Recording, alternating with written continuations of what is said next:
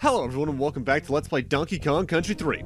In the last we wrapped up the main game but started off the final true world in the game, the Krematoa, and now we're in Crisscross Cliffs. This level has one of my favorite mechanics in the game, in that we just have a constant stream of steel barrels bouncing us up throughout the entire level.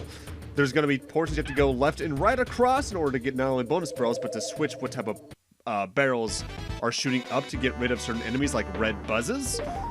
But otherwise, this level, it's just fun. With that said, the first bonus here, very easy to see, very hard to get to without getting hit, because either you need to time a steel barrel bounce over the red buzzes correctly, or you need to do a helicopter spin with Dixie. The helicopter spin, theoretically easy, honestly hard to time. But there's just something about this level idea that clicks with me. I don't know why, because it's just a constant rise up. There's no real bullshit in your way in terms of what the mechanic is. You just have to figure out how to get to the end by using the switches correctly, and I like that. It's very straightforward. There are times like that where you need to go hit the switch and then go see the enemy get hit, because DKC is a little bit weird when it comes to hitboxes, especially off-screen. Because if they're just off-screen enough, they're not loaded in according to the game, so you won't hit them. That can actually lead to some weird little collision things with Coin, in that you can hit him when his shield is out in front of him if you off-screen the barrel just enough. I think that's used either by some speedrunners or something to help speed some levels along, but it's ultimately very situational that you can do that. I should note, I believe this level got one notable change in that, I think in the other regional variants of the game, I think there's more red buzzes, but ultimately, that's about the only change this level has between the versions. So we do have this enemy for the first time. We'll be seeing them in a couple minutes again. That enemy's whole thing, I forget their name at the moment, is that they'll bounce along a set path in tandem with each other, so you need to time going between them correctly. Otherwise, you're going to get stumped, and, well, in that case, you're just losing that Kong. Alright, so this platforming here is oddly tricky. You can just roll into these enemies to take them out. They're called recoils. And ultimately, it is probably the better thing to do. But if you want to not do that, you have to hug the side of the arena in such a way that's oddly specific. Because the very tip of those platforms does not count as a platform. There's no hitbox, there's no collision. And that makes it rough to get around. I think the only way you're supposed to know that bonus is there is by combing after falling from the far right side.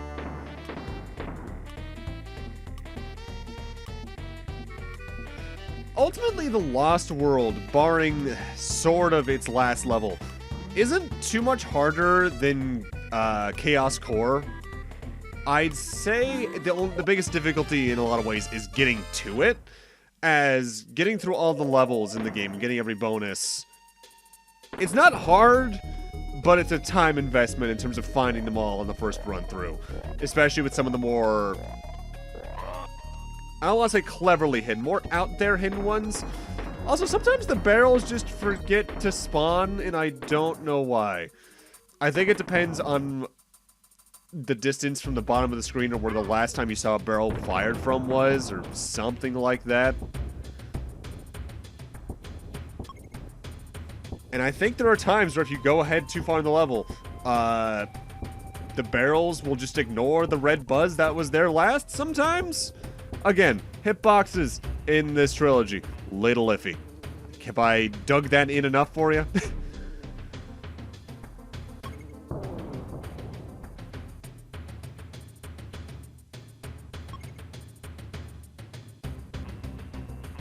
With that said, one thing I should note, if you go back through these levels after unlocking the boss fight at the end of Krematoa, the graphics are changed around a little bit. As we'll see towards the end of the part, the overworld of Krematoa does get a slight change when we beat the final level here. And the levels all reflect that change by getting a tint in that color. It's really garish looking in the GBA version, but it looks fine in the Super Nintendo version. But now we're on to these guys' main level. This is Tyrant's Twin Tussle. We're going to be going past a lot of the Cluffin Clouds, that's the name of these things, throughout this level. And we have more variants in them as well. Some are going to bounce like this. You need to either go between them as they jump or even jump between them as they land. There's some that could just charge around. You need to jump over them in certain instances. Avoiding them is the major challenge of the level. Thankfully, for the early portions of it, we can find Squitter. And Squitter's needed not only to get one of the bonus barrels, but he can also just take out the Cluffin Clouds by shooting his web at them, completely removing the gimmick of the level for its early portions. I wish you could use him for more of the level, but that's just because Squitter's the best animal buddy in the original trilogy. I should note as well, by the way, this is another level, another of the rarities in the game that has 3 bonus stages, so you gotta make sure you look out for all 3. Again, you can't access the final level of Krematoa unless you find all the bonus coins within here anyway, so you're gonna be looking around more than likely anyway, but make sure you're keeping an eye out. Something I can't quite recall with this game is the exact amounts of certain types of stage aesthetics, because if I recall correctly, the way it worked in DKC2 was you had 3 of every single aesthetic, more or less.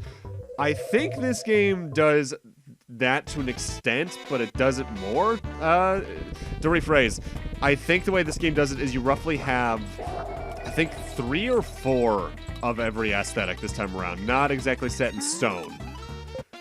That bonus barrel is completely nullified in difficulty by having Squitter, by the way. Which is interesting because I think you need Squitter to reach it anyway. So, oh well. This is where the level starts to get a little harder because you have to deal with the Cluffin Clouds in actuality. The Cluffin Clouds can be a little rough to deal with in terms of their movement because their speed is very start and immediate 60, so to speak. They don't have any acceleration. When they start moving, they're immediately going full speed. So dealing with their hitboxes on top of that can be a bit of a task. I'd say there are harder things in the game to avoid, but they can take some getting used to, especially when they start doing with some more tight things with their level design with it. This in particular is kind of a rough bonus because you have a couple of them that spawn in, and unless you know they're going to be there, dodging them is a little rough.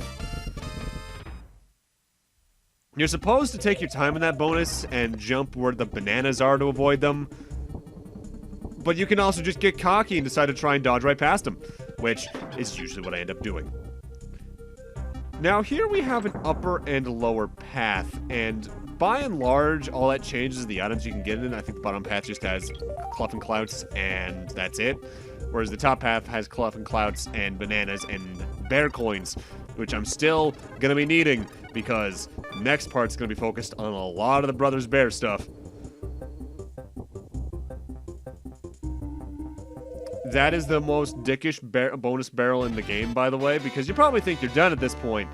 Then you see the banana as you're on the level flag, probably, and go, oh no, and have to play the entire level over. Theoretically, there are harder hidden ones, but in terms of the, I'm fine, oh no amount, it's definitely the, ugh. I don't think I've met a single person who's played through this game 100% and gotten that first try without using a guide. It's rough. Also, this bonus barrel can be a little bit annoying in one regard, and I can't remember if I've gone over this yet with the green banana bonus stages, but the bananas do disappear on their own after a while, and sometimes having to wait for them if you're being especially cautious means you might miss a banana and potentially miss out on the bonus coin that round because of it. There's only a couple of the green banana bonus barrels, I'd say, where it's a super threat to lose via just timing out a certain amount of bananas. But it's it's a threat in enough of them to warrant being worried. With that said, now we're on to swoopy salvo. I believe this is the longest level here in Krematoa. And it's also our last treetop stage. The main mechanic for this stage is one we technically saw in an earlier stage, but only used once. We're gonna have these enemies known as swoopies. They're the woodpecker-looking enemies. they will do a couple of things depending on where they specifically spawn from. If they're already in the level design, they will swoop across the stage trying to hit you and just get lodged into the tree, becoming platforms. But if they spawn from off-screen and come through holes, they're just there to be active hazards that you need to time getting around. I find the ones that need to be active hazards to be a little more annoying, just because their timing can be kind of, I don't want to say precise, but they move quickly enough that you need to actively time your movements rather than just gunning on through it.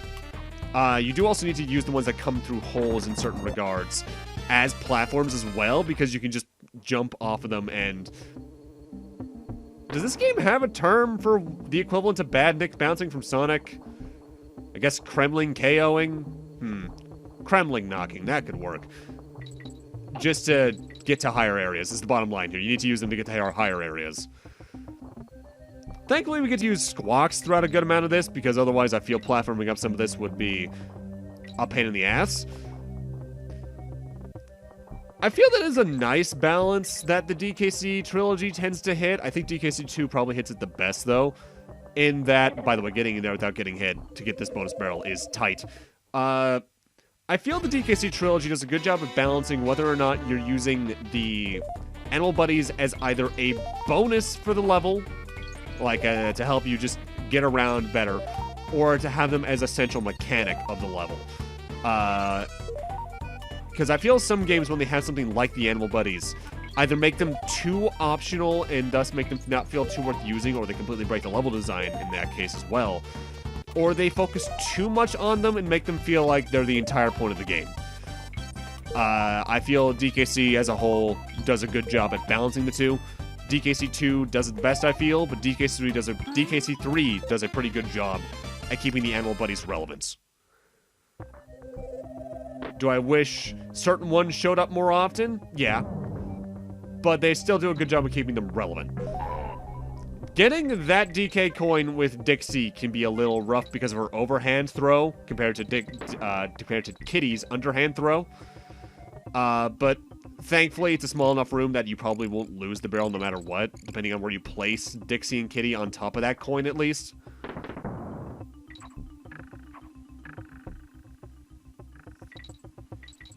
I believe, by the way, this is the final level that has 3 bonus areas in the game. And there's a distinct reason for that as well. This is the last level with bonus areas. The next level, which you only unlock after finding all of the bonus levels that you have left in the game on top of those here in Krematoa, does not have any whatsoever. It's theoretically, due to that, one of the shortest levels in the game. It's just also potentially one of the hardest because the next level doesn't exactly control the best. More on that when we get to it, though. I do kind of wish they better marked which swoopies worked which way. Like maybe a slightly different color of red, or maybe one of them's green, just so you can be like, alright, I need to not worry about these hitting the tree. But at the same time, I feel the level design does a pretty good job of marking what type will do, just because you'll see the holes and see them flying in from off-screen rather than just waiting there. Oh, also, you might notice my life counter's been reset. When you beat Baron K.Roolenstien, you are automatically thrown back to the title screen, and that resets your life total. I believe there's a cheat code you can use to save your life total, but honestly, this game gives you life so easily it doesn't really feel needed in any regard. So now that we have all the bonus coins we can get in Krematoa, let's take a look at what our save percentage is looking like. We're at 92%. So that means the remaining 11% is found just through the final levels and banana bird hunting. Is that the cog you've got there? You know, I reckon it'll fit on this strange box, which has been here ever since I moved in. Pop it on in and see what happens. Looks like you're going to have to find a few more of them to fit it all together. By the way, Kongs, did I mention that my last special costs 25 coins? But hey, it'll definitely be worth it. Fancy giving me some coins then? Go on, have a go. Good one, Kongs, let's spot you one of Boomer's specials. And with that, we've now used every bonus coin in the game to unlock the final true level. And not for nothing, in terms of a legacy, this is arguably one of the more important levels in the series because a good amount of levels in Donkey Kong Country Returns and Tropical Freeze base their main mechanic off of this particular level. Because this is Rocket Rush. You might even notice it already has the exclamation point because we technically already have all the bonus levels within it. We just need to get the DK coin, as well as beat the level, period. Because we need the cog from within it in order to access the true final boss. The main mechanic with this one is the rocket barrel. But we start off not having any fuel and needing to get to the bottom to refuel. You can press I think it's the jump button to slow your descent a little bit, and then you need to tap left and right to move the opposite direction because you're firing that booster to move in the opposite direction. There are fuel barrels around because you do need to use fuel to slow down. If you hit any kind of wall at too high of a speed, you do instantly explode and die. You don't have extra hit points in the stage, just the one. And if you hit enemies, I believe you also lose a bit more fuel than if you just weren't hitting them. The GBA version of this level was also made quite a bit harder, especially during the second half, in that they removed that checkpoint barrel we just hit, because now we're in the second half, so we are now accelerating. I died, by the way, that's what that jump cut was. At this point, you just need to get to the end of the level without using up all of your fuel. If you take too long by hitting too many walls and getting slowed down, you're just going to die before the end of the level. The main thing that made this level harder in the GBA version, besides removing the checkpoints, is the buzzes can actively damage Dixie and Kitty within the rocket, so you have to deal with 2 hit points as well as the active timer. The biggest problem there, thankfully, not the biggest problem, the biggest additive they gave you is that the rocket boosters can kill the buzzes, so you need to actively use some fuel to survive a bit better. And that's the final DK coin, as well as the final level cleared and the final cog obtained. But with that, I'm going to need to end this off here. Thank you guys for watching, and in part 12, we go fight the final boss and then go for the rest of completion, but we're not quite done the game yet after that. See you guys then.